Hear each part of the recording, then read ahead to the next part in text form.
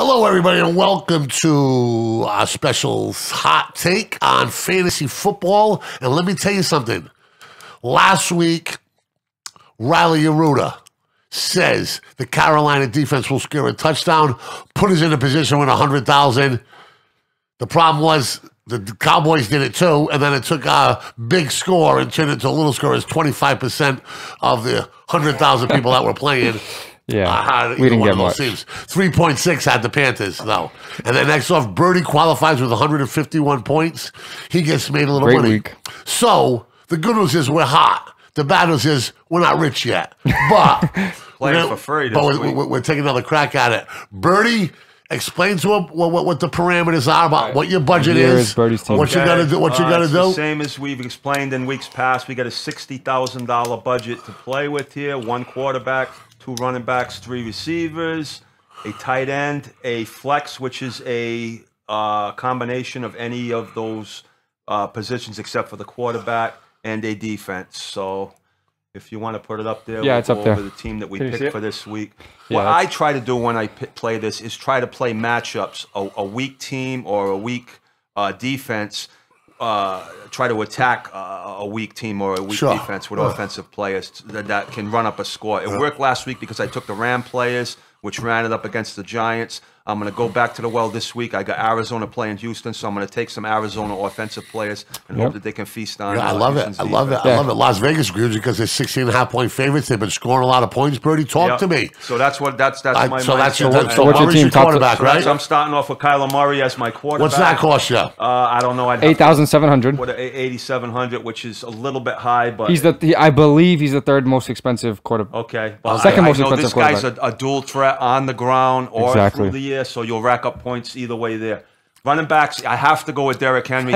He's the most expensive player, I think, in the whole draft here. Yes. But the motto is, if he breaks out and has a big game, and even though a lot of people are going to take him, you're not going to get those points. So. And I didn't get those points because we try to stay away from each other's teams. Yeah. So Birdie got him first, so I don't get to take him. So I penciled Derrick Henry in against a very porous Kansas City defense. Yeah, So I'm feeling it. I went with J.D. Is it J.D. McKissick? Yeah, J.D. of McKissick. The Washington team, because he's been a 3rd down back and he's been getting in the end zone quite a bit. And Gibson's dinged up this week, so for 5,700 or whatever we paid for him, we could 5,700.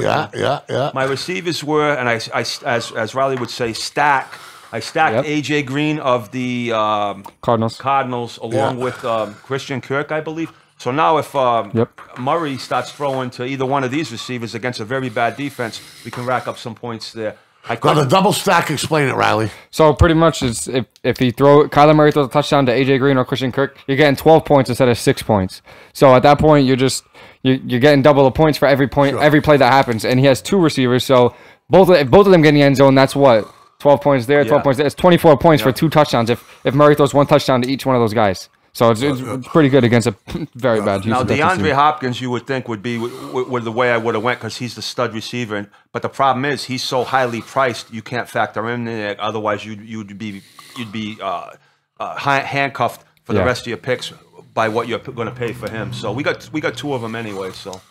And after that, I went with, I believe it's Jalen Rhaegar of the Philadelphia Eagles. This kid was supposed to have a breakout year last year. He hasn't really done much. I'm hoping he has one of these breakout games. Yep. And with isn't that the interesting language? Is supposed to. Well, this guy's in fantasy. There's a lot of supposed to. Here's the thing about him, Mike. Though, here's a kid that nobody will take. Yeah. So if he does have that breakout game, nobody else is going to be on him today. And he's got. Like Charles Barkley says, maybe you're wide open for a reason.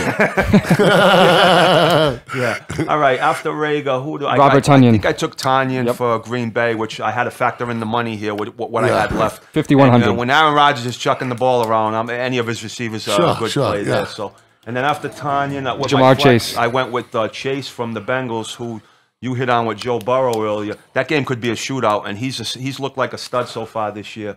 So we had enough money left over for Chase to maybe rack something up against Baltimore. And the last one was, I believe I took the Ram defense. Yep. I like that. Against I like the that. Lions this week. I like that. I like that. I like that. I like that. I like rack up some points there. And so that's my team for the week. Hopefully we'll have some success like we did last week. That's right. Good luck. Now, Riley. And what's the name of your team? Oh yeah, we gotta go over I names. didn't really put a name on them, so How about BadCatz? yeah, we can do All that. right. I'm gonna come up with a name on the spot with my players' names in them. All right. All right, so I got Lamar Jackson for 8,400, which same thing as Birdie. He's a Stud. dual threat, Stud. maybe even more of a dual threat than Kyler Murray is. Kyler might be better in the air, but I love quarterbacks in fantasy who can run, and he's the best at it. So I took him against Cincinnati, which I think is gonna be a high-scoring game. Then I have Aaron Jones. I usually pick my receivers first because I feel like there's more receivers for cheaper options that can blow up. And when I did, I realized, wow, I have a lot of money left over. Let me go buy a stud running back. And now I was left with Aaron Jones. If at the beginning of the year you would have told me you're taking Aaron Jones against the Redskins, I would have been like, I don't know. But now it's like, okay, their defense doesn't look that great. Atrocious. He's one of the best running backs in the league. Yep, I'm he's gonna on take a Aaron tear. Jones, Yeah, and then he's on a tear too. Exactly, and then I took DeAndre Swift. He's a pass catching running back playing against the Rams, so they're gonna be down. He's gonna be in the game because they're gonna need to throw the ball a lot. So I definitely took him for 7,100. Thought that was kind of cheap. He's questionable. I read up on him. He should play. There's nothing to really worry about. And then my favorite pick of the week and the one player when I was picking my team at Brady, I said this guy needs to be in my team is Tyler Boyd. He's 5,900. He's not that expensive. He's not a huge name, but they're playing the Ravens this week, and Ravens' outside corners are ridiculously good. They're so good, and that's where T. Higgins plays, and that's where Jamar Chase plays. They play on the outside, but their slot receiver corner, he gives up 80, I think it's like 82% of passes thrown to him are catches, which is ridiculous. That is stupid high, and that's where Tyler Boyd plays is in the slot. So I'm looking for a lot of catches from him, even if it's like 8 catches for 80 yards. That's like a good 16, 17 points right there for catches, and I absolutely love him. If you guys have him in any league, you definitely should be playing him this week. Plus, he probably won't be heavily played based on the other two receivers. Yeah, he needs to be played in I think every league that you have him, unless you have ridiculous receivers. And then my second favorite pick of the week is Calvin Ridley.